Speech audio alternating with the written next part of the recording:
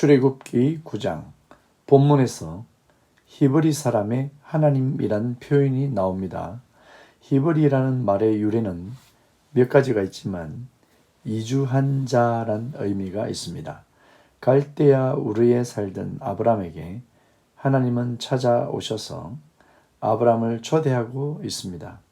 그 하나님의 인도를 따라 이주한 자란 의미에서 히브리인이 되었다는 설이 가장 유력합니다. 애굽에 살고 있는 히브리인들은 단순한 바로의 노예가 아니라 하나님이 그 출발점에 계시고 하나님의 언약이 근원이 된 민족이라는 점에서 히브리인의 하나님이란 호칭은 히브리인들의 정체성을 드러내고 선민사상을 갖도록 하는 이름입니다. 오늘 우리도 하나님의 백성으로 구별되고 있음을 인식하고 살아야 하겠습니다. 그리고 하나님은 내 백성이란 표현을 사용하므로 세상에 살고 있지만 이 땅에 속한 사람들이 아니라 하나님의 소유된 백성임을 강조하고 있습니다. 하나님은 태초부터 하나님의 백성을 부르고 찾고 구원하고 계십니다. 애굽인과 히브리인의 가장 큰 차이는 바로 왕의 백성인지 창조주 하나님의 백성인지를 구별하는 부분입니다. 넓게는 사탄의 영향 아래에 사는 세상 사람인지 하나님 나라 안에서 하나님의 구원받은 백성인지를 구별하고 있습니다. 바로왕이 이스라엘 백성을 출애굽하는 일을 지속적으로 반대하자 심판으로 가축이 모두 죽었습니다.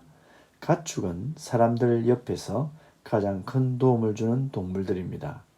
하나님은 애굽 안에 계속되는 재앙을 내림으로 하나님의 존재를 드러내고 있으나 바로의 마음이 쉽게 변하지 않습니다. 가축이 병에 걸려 죽는 재앙 속에서도 고센 땅에 있는 가축들은 하나도 죽지 않았습니다. 이러한 일은 하나님이 구분하시고 구별하셔서 심판하심을 보여주고 있습니다.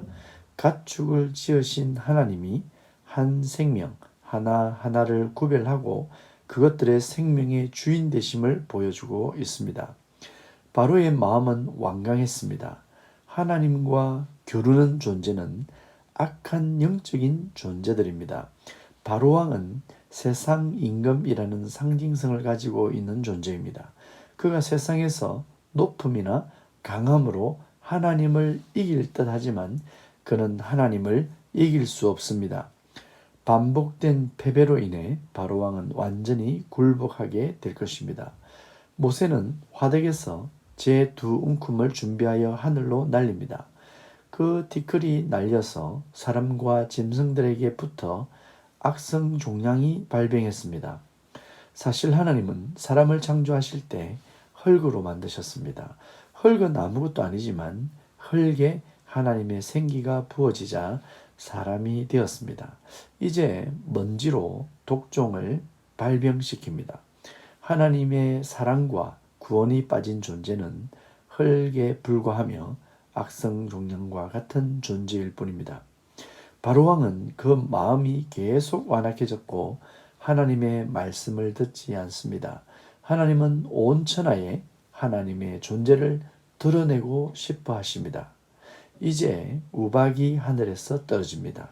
사실 비가 오지 않는 땅은 채소를 가꾸기가 어렵습니다. 그렇다고 우박이 내리면 밭이 망가지겠죠. 하나님의 섭리하심과 세심한 배려 없이는 우리는 이 땅을 살아갈 수 없습니다.